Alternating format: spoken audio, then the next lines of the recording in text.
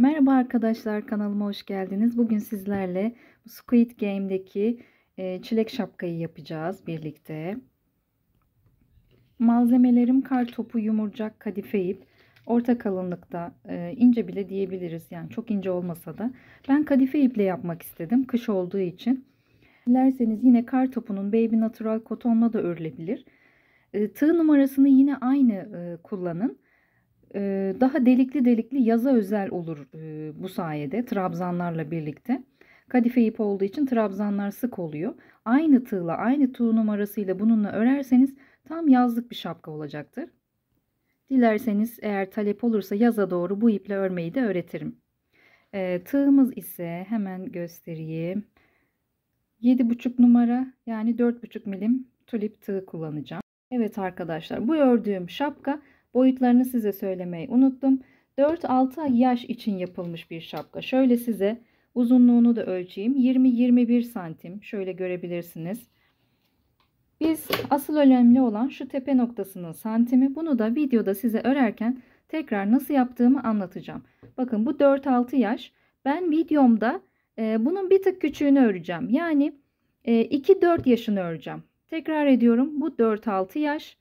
Ben 2-4 yaş olanını öreceğim videoda. Ama size 4-6 yaşında nasıl yapıldığını videoda anlatacağım. Çok rahat yapacaksınız. Hiç merak etmeyin. Takıldığınız noktalar olursa bana yazmayı unutmayın. Yorumlara yazın. Instagram adresinizi ya da WhatsApp'ınızı vesaire bana söylerseniz ben size evde videosunu tekrar çekip özelden seve seve atarım. Hiç merak etmeyin. Çünkü herkes videolarımı gayet anlaşılır bir şekilde kolayca yapabilmenizi istiyorum arkadaşlar. Çok teşekkür ederim. Özellikle arkadaşlar, kadife iple sihirli halka yapımı zor olduğu için 5 zincirle başlayacağız. Hemen başlayalım. 1, burayı çekiyorum. 2, 3, 4 ve 5. 5 tane zincir çektim. Şimdi hemen ilk ördüğüm zincire batıyorum karşıya. Geldim. Bakın, bir tane aldım. İlmek kaydırma yapıyorum. Bu ilmeğimi bu ilmekten çıkarıyorum. Halkamız oluştu. Şuradan görünüyordur. Şimdi halkamızın içerisine 12 tane trabzan yapacağız. Öncelikle 2 tane zincirimizi çekelim. Üzerine aldım ipimi. Bunu saymıyorum. 12 tane trabzan yapacağım. Şöyle baştan anlatayım size trabzan yapılımında, çok özür diliyorum. Ben sanki siz biliyormuş gibi hızlı hareket ediyorum. Üzerine aldım. İçerisinden geçtim. Çıktım. Burada 3 tane oldu ya. Bunun ikisinden çıkıyorum. Kalıyor 2 tane. Tekrar çıkıyorum. Alın size trabzan. Bir tane trabzan yaptık. İkinciyi de yavaş göstereyim. Üzerine aldım. Halkamın içerisine geçtim. Çıktım. Burada bakın 3 tane halka oldu. Üzerine aldım. 2 tane halkamı çıkardım. Kaldı 2 tane. Tekrar üzerine aldım. Bu ikiyi de çıktım. Buyurun size 2 tane trabzan. Üçüncü trabzanımızı yapalım. 3,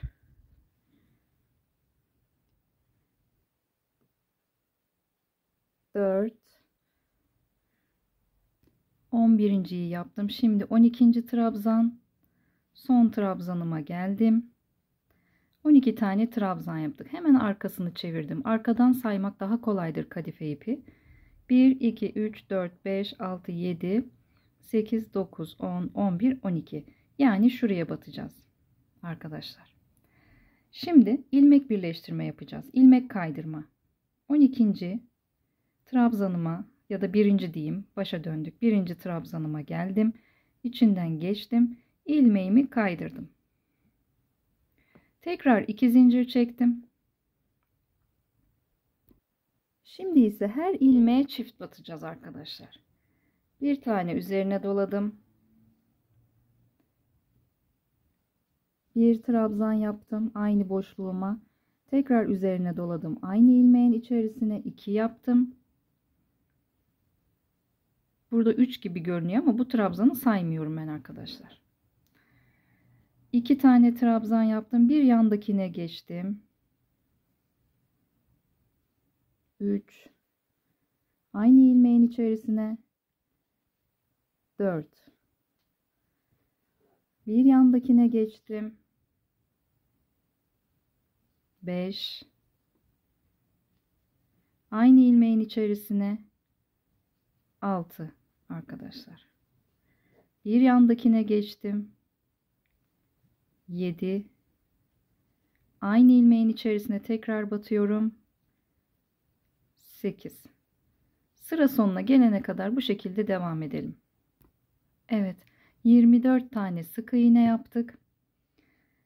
Her ilmeğe çift batarak şimdi 3. sıramızda yine ilmeğimizi bakın hemen bunun başına batıyoruz ve ilmeğimizi kaydırıyoruz. Diğer ilmeğin içinden geçiriyoruz. 2 zincirimizi hemen çekiyoruz. 1 2 3. sıramızdayız. Şimdi bir trabzan yapıp 2 tane arttıracağız. Bir trabzan, 2 trabzan arttırma. 36 tane trabzanımız olacak bunun sonucunda. Bir tanesini birlikte yapalım. Bir trabzan yaptım. Hemen yanındakine arttırıyorum. 2 tane trabzan yapıyorum aynı ilmeğin içerisine.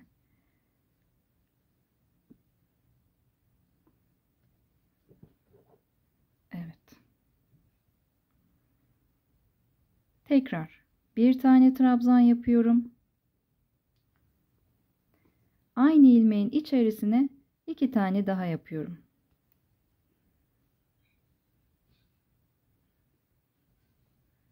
Bu şekilde sıranın sonuna gelene kadar bir trabzan, 2 tane trabzan aynı ilmeğin içerisine olacak şekilde buraya gelene kadar devam edin.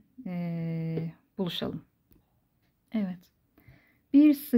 Bir trabzan 2 artırma, bir trabzan 2 artırma, bir trabzan 2 artırma şeklinde sıra sonuna kadar geldik. Toplam 36 tane trabzanımız olmuş oldu. Buradan da sayalım. 2, 4, 6, 8, 10, 12, 14, 16, 18, 20, 22, 24, 26, 28, 30, 32, 34, 36.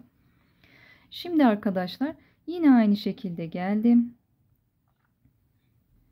Buraya battım. İlmeğimi kaydırdım. Üst sıraya çıkmak için 2 tane zincirimi çektim. Şimdi 2 tane trabzan tek batacağız. Bir tane arttıracağız. Hadi birincisini birlikte yapalım. Bakın zincir çektiğimin dibine batıyorum.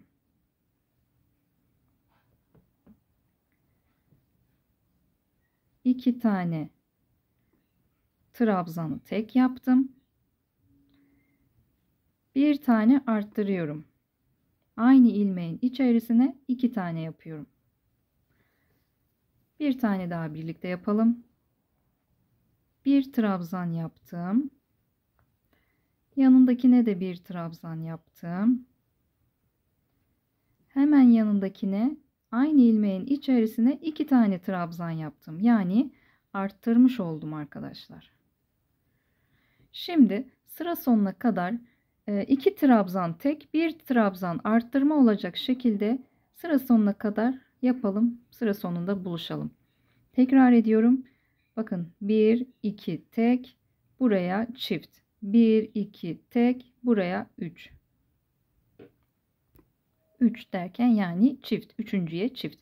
Birinciye tek, ikinciye tek, üçüncüye çift trabzan şeklinde sıra sonuna kadar devam edelim. Evet, 2 tane trabzan tek, bir trabzan da artırma yaparak sıramızın sonuna geldik. 48 tane toplamda trabzanımız olmuş oldu. Şimdi 5. sıradayız. Yine aynı mantıkla devam edeceğiz. Hemen ilmeğimizin başına geldim. Aldım ilmeğimi, birini diğerinden çıkarak kaydırdım. 2 tane zincir çektim. Aynı mantıkla devam ediyoruz. Zincirimin dibine battım. Bir tane trabzan yaptım. Tekrar bir trabzan daha yaptım. İkinci trabzanım. Bir yanına üçüncü trabzanımı yaptım. Şimdi arttıracağım. 1, 2, 3 trabzan yaptım. Dördüncüyü arttırıyorum arkadaşlar.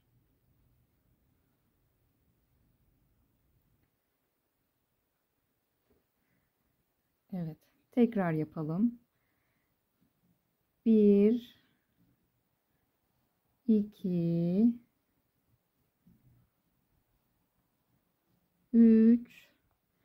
3 trabzan tek battım. Dördüncüyü arttırıyorum. Aynı ilmeğin içerisine çift batıyorum. Bu şekilde 3 tane trabzan, 1 trabzan, 2 trabzan, 3 trabzan tek, dördüncü trabzana çift batarak bu şekilde sıra sonuna kadar aynı şekilde gelelim. 3 tek 1 artır, 3 tek 1 artır, sıra sonuna kadar devam edelim. Evet arkadaşlar, 3 trabzan tek 1 trabzan çift olarak sıramızın sonuna kadar geldik. Bir önceki videolarımda söylemiştim arkadaşlar, kadife ipi hataları gizlemek çok daha kolaydır. Bir eksik bir fazla inanın çok önemli değil. Çünkü burada da şapka yaptığımız için, diğerinde oyuncak yaparken elyaf doldurduğumuz için elyafla istediğiniz şekli verirsiniz. Hatalar çok önemli değil. Burada da şapka yaptığımız için burada asıl önemli olan santimdir. Şimdi herhangi bir metre ya da mezure alıyoruz. Beremizi ölçüyoruz. Bakın şu an ölçümüz tam olarak 14 santim. Ben bu diğer şapkamızı 16-17 santim kadar yapmıştım. Yani şu şekilde. Biz 3 sık iğne bir artır yaptık ya.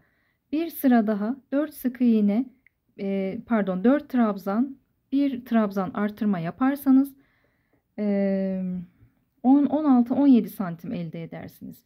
Bu da demektir ki şöyle size tablodan göstereceğim. Bakın arkadaşlar, bu çocuklar için bere ölçüsü. Bunu Google'a bu şekilde yazdığınızda bulabilirsiniz. Örgü şapka ölçüleri yazdığınızda bunu bulabilirsiniz. Biz şimdi arkadaşlar şu an mesela bu örgümüz 14 santim demiştim ya. Benim bu yaptığım ise 16 tam 16-17 santimdi. Bu da dolayısıyla ben bile takabiliyorum. Yani ben taktım dediğime bakmayın, şöyle sıkı oluyor. Ben kendimi örecek olsam daha bol örerim tabii ki. 6 yaşındaki oğlum taktı. Şimdi bu tabii ki normal ip ölçüleri arkadaşlar bunlar. Mesela size hemen göstereyim. Bakın şurayı santimini ölçerken bu ikinci sırayı baz alıyoruz. Ben ilk ördüğüm şapkam ne demiştim size? 16-17 arasıydı. 16,5 santim diyelim.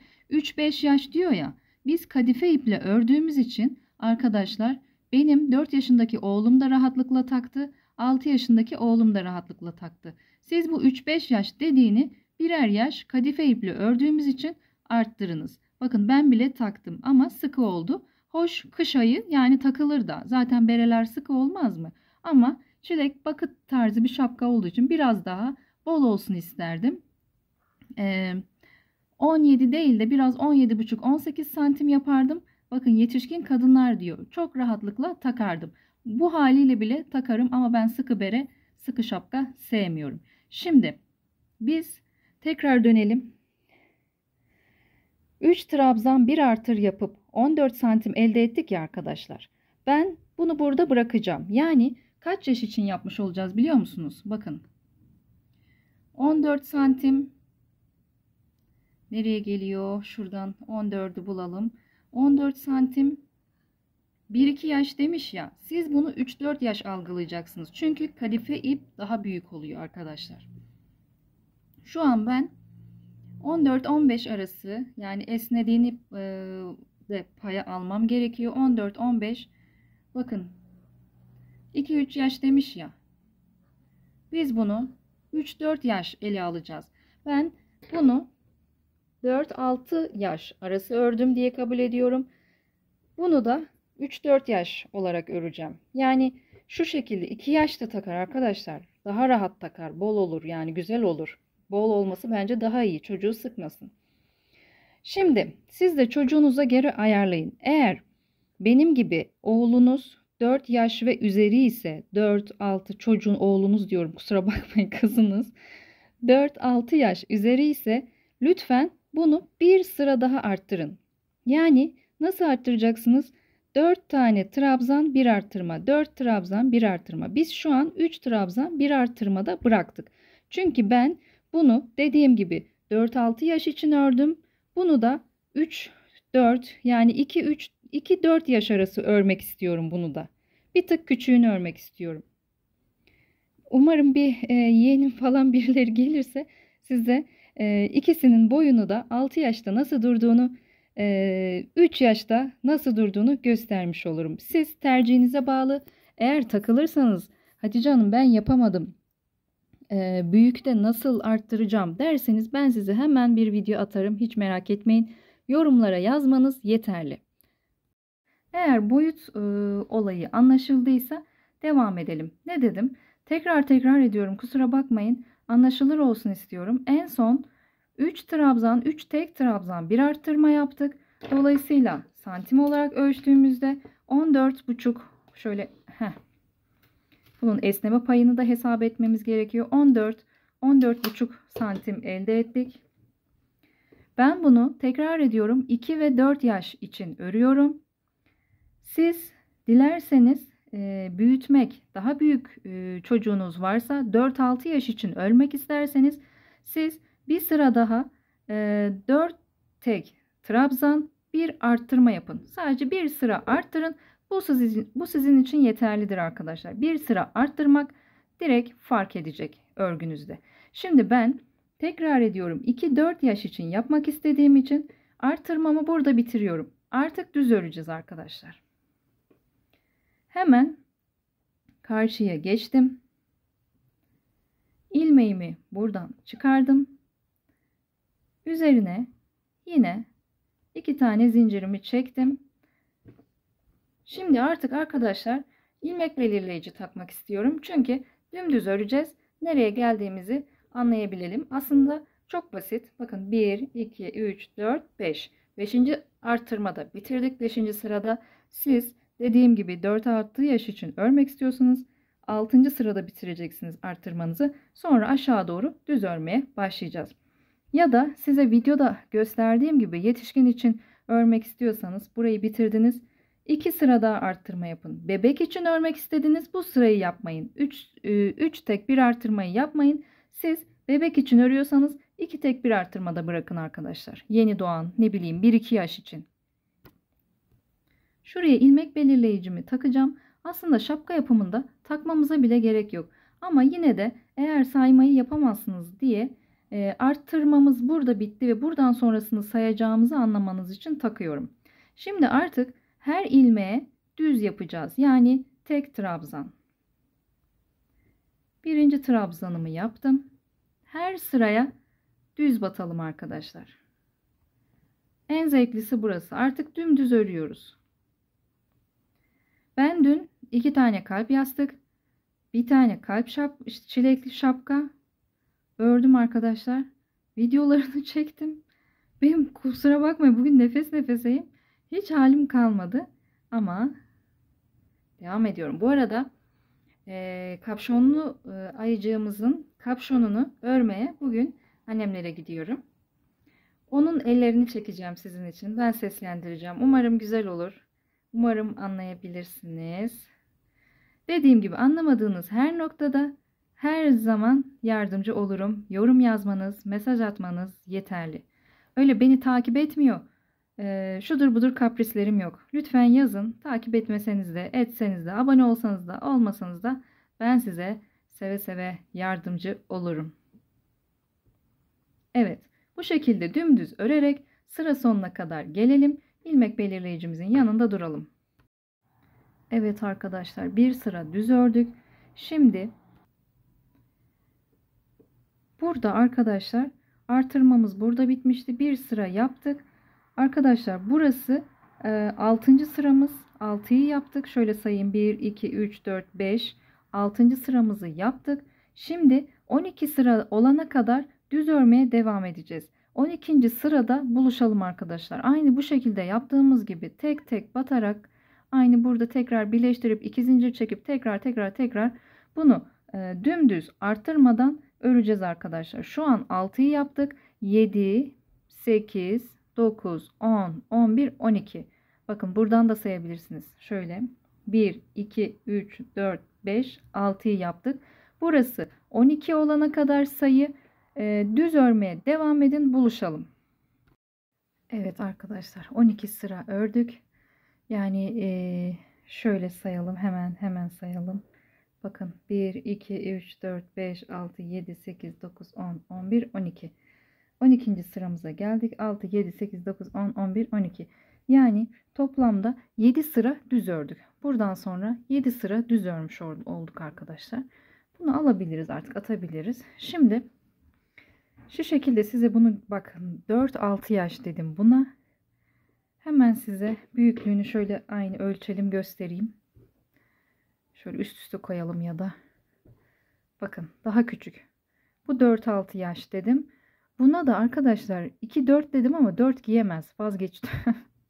Ya inanın bu kadife ipte sayı ölçüm biraz zor. Bakın bu 4-6 yaş.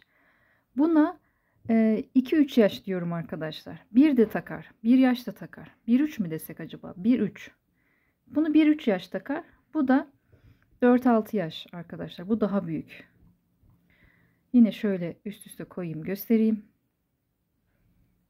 Şimdi arkadaşlar yine karşıyı birleştirmemizi yaptık.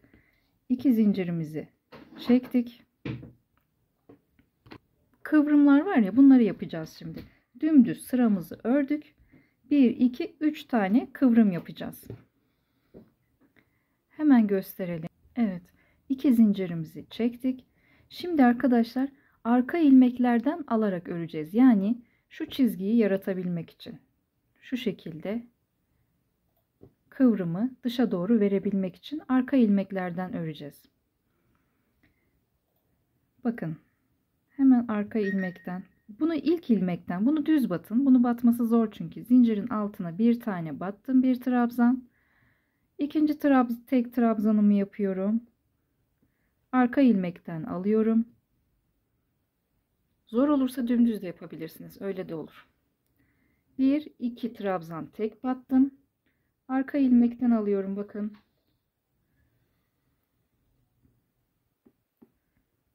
Aynı ilmeğin içerisine çift battım. Tekrar yapalım bir tane daha birlikte. Bakın buradan geçirmedim. Bu ortadan batırdım. Tekrar yapalım.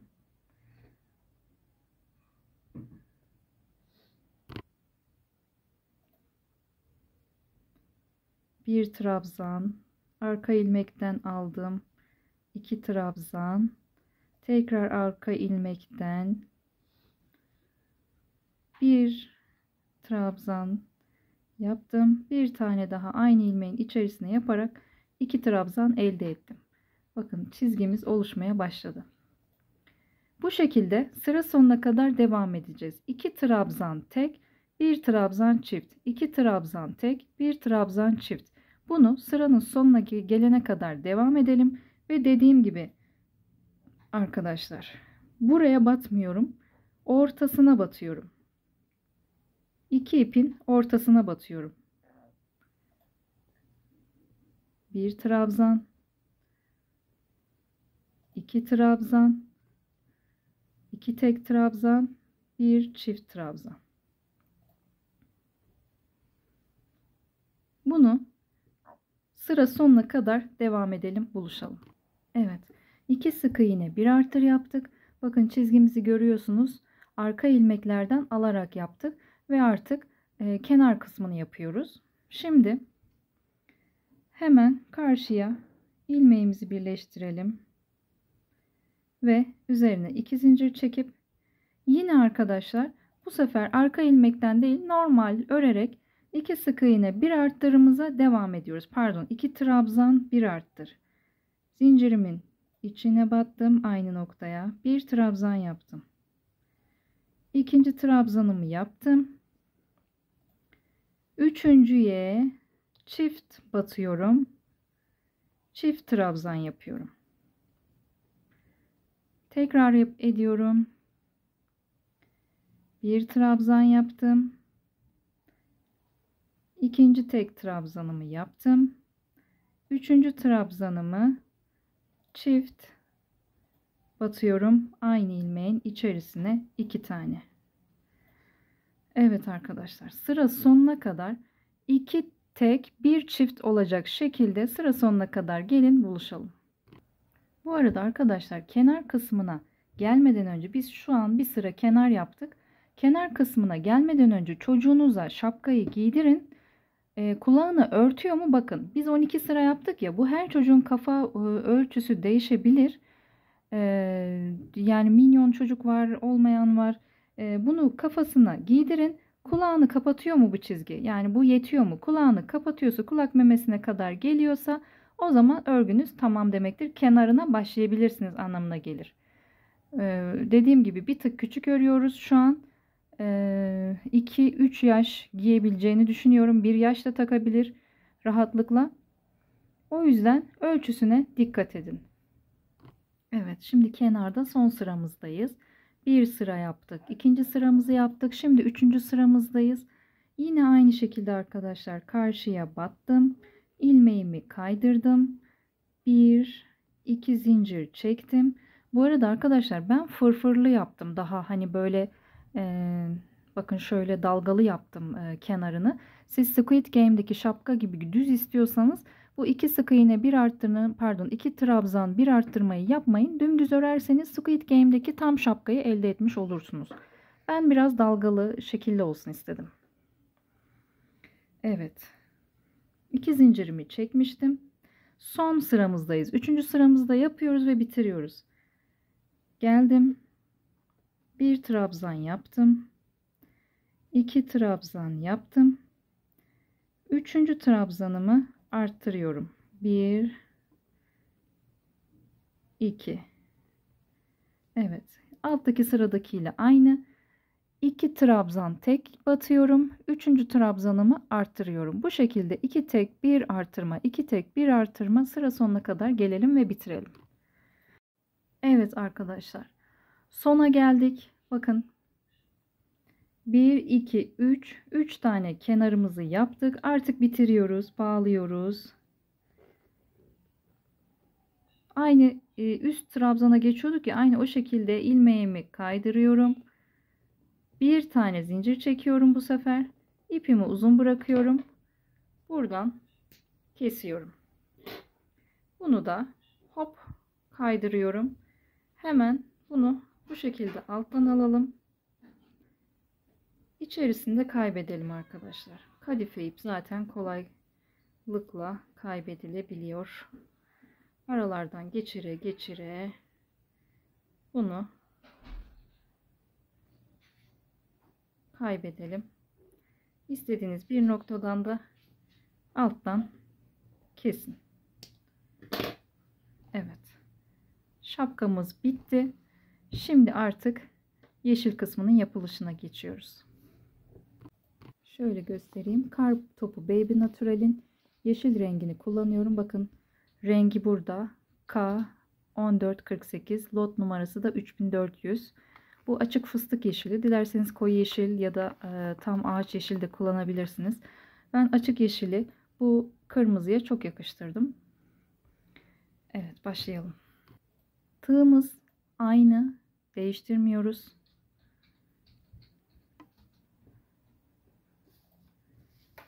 Ben şurada bunu temize de çekeceğim.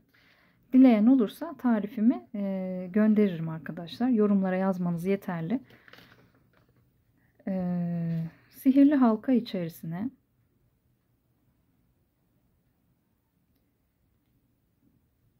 bir, iki,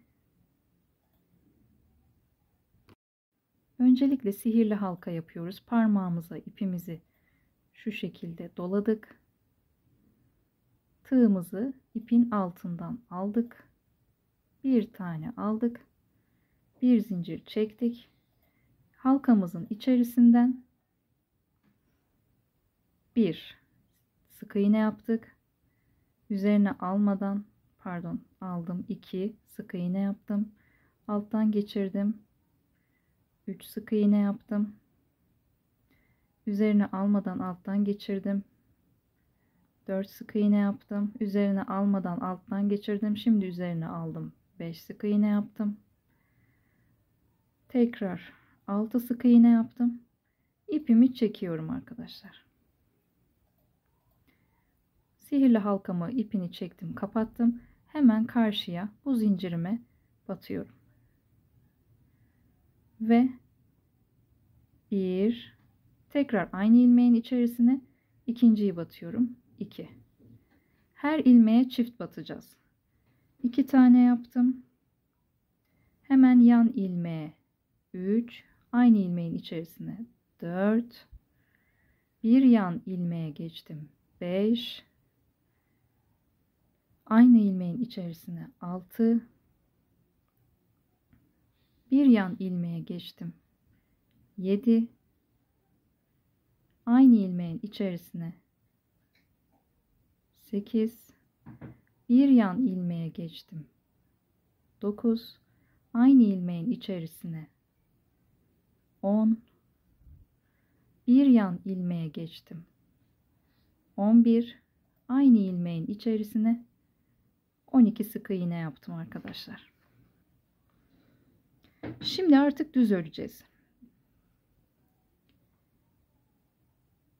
1, ikinci sıramızı yaptık.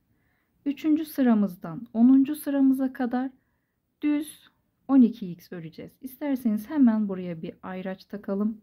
Sıramızı unutmayalım. İlmek belirleyicimizi taktık. Dümdüz örmeye devam edelim.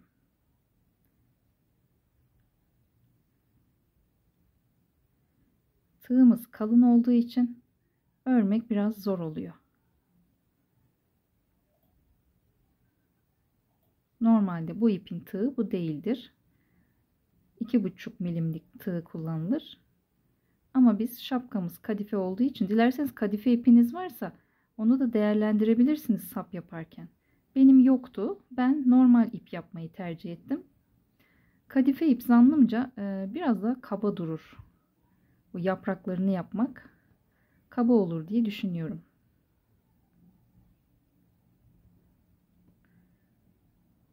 Bakın dümdüz ördüm. Sıramın sonuna geldim. Hemen sıra saymayı öğreteyim. 1, 2, 3. 3. sıramızdayız şu an. Dediğim gibi 10 olana kadar dümdüz her sık iğneye her ilmeğe tek batarak dümdüz ilerleyeceğiz. 12, 12, 12, 12, 12 bu şekilde 1, 2, 3. sıradayız. 10. sıraya gelene kadar düz örmeye devam edelim. Evet arkadaşlar 10. sıramıza geldik. Dediğim gibi düz ördük. Hemen sayalım. Bakın buradan 2, 4, 6, 8, 10. 10 sıra 12x düz ördük. Şimdi yaprak yapımına geçiyoruz. Hemen zincir çekelim. 1, 2, 3, 4, 5, 6, 7, 8, 9, 10, 11. 11 adet zincir çektik. Bunu burada tutalım. Şimdi 2 tane sık iğne yapacağız. Hemen bir yanındaki ilmeğe.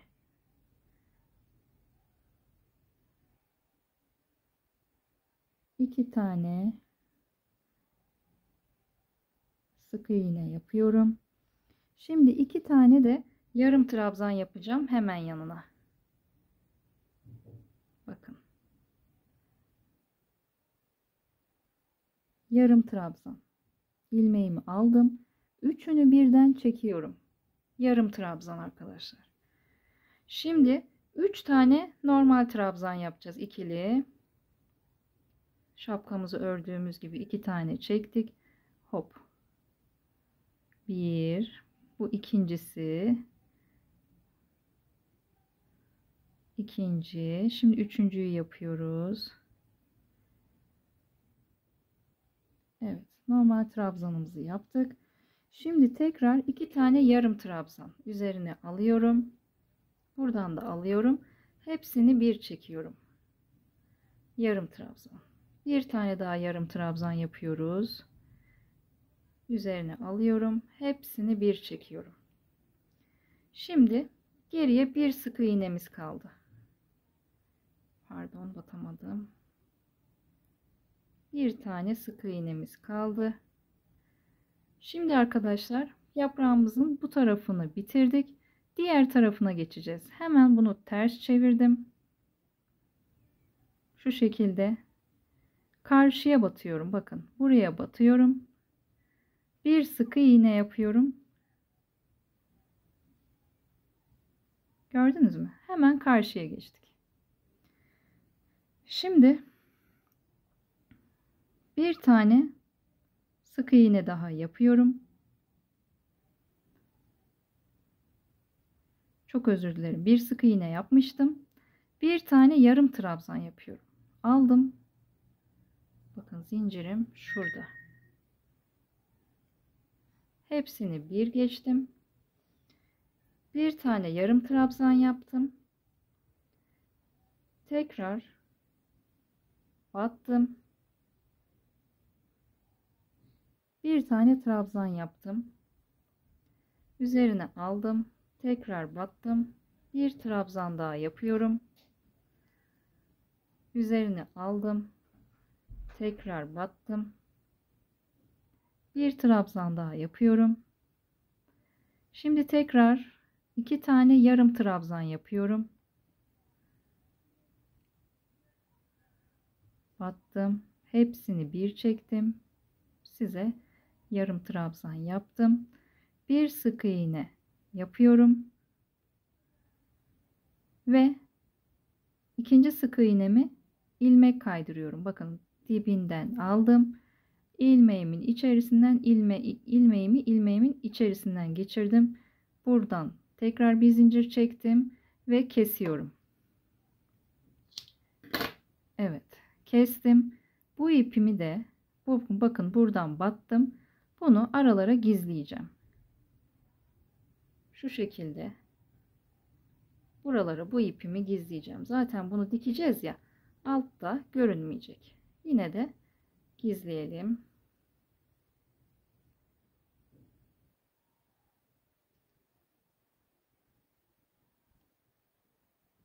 Evet, gizledik ve kalan parçayı da şöyle keselim ki kafamızı karıştırmasın. Şimdi bir tane yaprağımız hazır. İkinci yaprağımız için hazırlanalım. Evet. İpimi aldım. Bir tane zincir çekiyorum arkadaşlar. Bir zincir çektim. Hemen yaprağımın şu kısmına geliyorum. Dibine batıyorum. Bir tane ilmek kaydırma yapıyorum. Hemen dibine geliyorum. Bir tane sık iğne yapıyorum. Hemen yandakine yine bir tane sık iğne yapıyorum.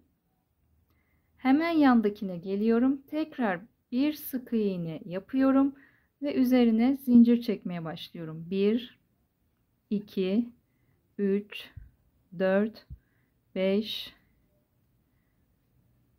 6 7 8 9 10 11. Evet. 11 zincir çektim. Yine aynısını yapıyorum arkadaşlar. Yaprakların hepsi aynı. Bir tane sık iğne yaptım. İkincisini de göstereyim size. Tekrar bir tane sık iğne yaptım.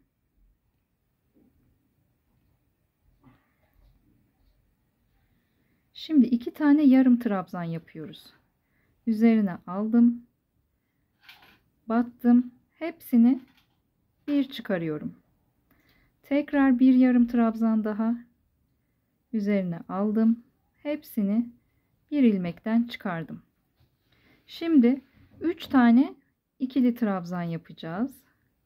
Şapkayı ördüğümüz gibi 2 tanesini çıkardım. 2 tanesini daha çıkardım. Bir trabzan yaptım. Şimdi yan ilmeğe ikincisini yapıyoruz. Bir tane çıkardım. Bir tane daha çıkardım. Bu ikili trabzan olmuş oluyor. Tekrar yapıyorum. 3 tane normal trabzan yapacağız demiştik. Bir tane aldım. Bir tane çıktım. Şimdi 2 tane yarım trabzanım kaldı. Şöyle. Evet. Pardon. Çok özür. Geri alıyorum. Yarım trabzan demiştim. Batıyorum ve hepsini bir çıkıyorum. Yarım trabzan. Bir tane daha yarım trabzan yapıyorum. Alıyorum. Hepsini aynı anda çıkıyorum. Şimdi bir sık iğne yapıyorum tekrar. Evet. Şimdi bir yaprağımın kenarı bitti. Karşıya geçiriyorum. Ters çevirdim. Hemen bakın şu ilmeğe batıyorum. Bir tane sık iğne yapıyorum. Karşıya geçtik. Hemen yarım trabzan yapıyorum. Bakın şuraya.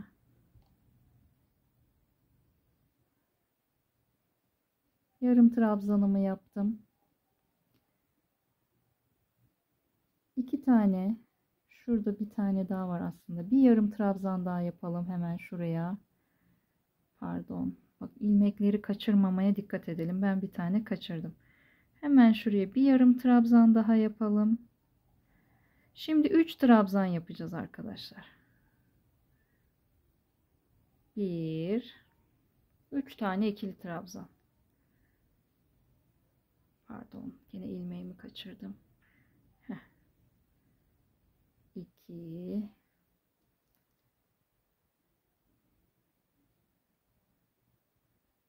üçüncü trabzanımı yaptım. 2 tane yarım trabzan yapıyorum. İlmeklerin hepsini aynı anda çekiyorum. Üzerine aldım, alttan geçtim, üzerine aldım, hepsini bir anda çıktım. Şimdi bir tane sık iğne yapıyorum. Evet. Tekrar ucuna batıyorum. Bakın şurada bir ucunda delik var. Battım. İlmek kaydırma yapıyorum. Bu ilmeğimi bu ilmeğimin içinden çıkarıyorum. Bir tane de zincir çekiyorum. İpimi gördüğünüz gibi kesiyorum. Buradan çıkarıyorum. Alttan alıp bunu gövdeden yani orta kısımdan geçirerek orta kısımlardan gizliyorum.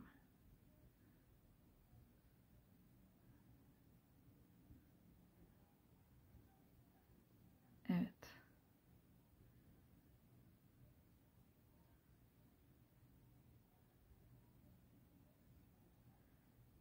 Bu kadar yeter. Buradan da kesiyorum ki kafamı karıştırmasın. Bakın 2 tane yaprağımız oldu. Aynen bu şekilde devam ederek bunu buradan çıkaralım. Buradan görünmesin. Zaten bu şekilde dikeceğimiz için alttan iplikler görünmeyecektir. Yine tekrar aynı işlemi yapıyorum arkadaşlar. Bir tane zincir çekiyorum, ipimi alıyorum. Tekrar az önce yaptığımız gibi yaprağımın bakın şu kısmına geliyorum. Dibine batıyorum. İlmek kaydırma yapıyorum. İlmeğimi ilmeğimin içerisinden geçiyorum üzerine almadan. Hemen dibine geliyorum. Bir tane sık iğne yapıyorum. Yanına bir tane daha sık iğne yapıyorum. Hemen yanına bir sık iğne daha yapıyorum. Tekrar 1 2 3 4 5 6 7 8 9 10 11 tane zincir çekiyorum ve üçüncü yaprağımızı yapıyoruz arkadaşlar. Siz bu şekilde üçüncü yaprağınızı da yapın. 6 tane yaprak olacak şekilde bakın şöyle 1 2 3 4 5 6 yaprak olacak şekilde yapın. Sıra sonunda buluşalım. Evet arkadaşlar, şimdi parçamızı bitirdik. İplerimizi dediğim gibi hiç içlerinden geçirerek saklayalım. En son dikimi kaldı. Bu şekilde hemen size göstereyim. Toplu iğnelerinizi alın.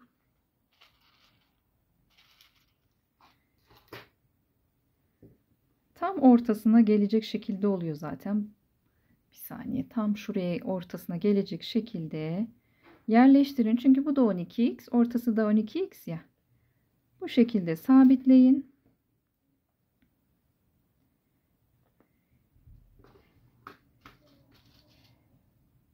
Böyle tek tek hepsini şöyle eşit dağılacak şekilde iğnelerinizi yerleştirin. Şöyle alttan da elinizi açın. Zaten bir tanesini diktiğinizde hepsinin yeri meydana ortaya çıkacak arkadaşlar. Bunu buraya ayırayım. Bakın bu şekilde. İpleriniz bu şekilde benim çıkmış mesela. Kesin. Bakın. Yani bir eksik, bir fazla, bir çıkıntı. İnanın hiç önemli değil bunlar. Yani sizin hatanızı ancak usta bir örgücü anlayabilir. Öyle söyleyeyim. Siz yeni başlayansınız diye tahmin ediyorum. Çocuğuna örmek isteyensiniz diye tahmin ediyorum. Satmak içinse elbette itina, özen göstereceğiz. Ama atıyorum ya ben bir arttırı fazla yapmışım. Ay 100 ilmekmiş, 101 ilmek yapmışım. Bunların hepsinin telafisi var. Dikişinde, onun da, bunun da. Ha size kalkın da baştan sona yanlış örün demiyorum. Bu sırada bir tane eksik mi? Hemen ikinci sırada bunu telafi edebilirsiniz. Diğer videolarımda detaylı bir şekilde anlattım size. Bu küçük çilek kalpler içinde kadife ip kullandım. Beyaz kadife ip. Hemen ucunu bulalım. Bir parça kesiyorum. Bir parça kestim. Yerinin hiçbir önemi yok. V şekli yapacağız arkadaşlar. Bunu içeriden alıyorum hemen. Bir parçasını alıyorum.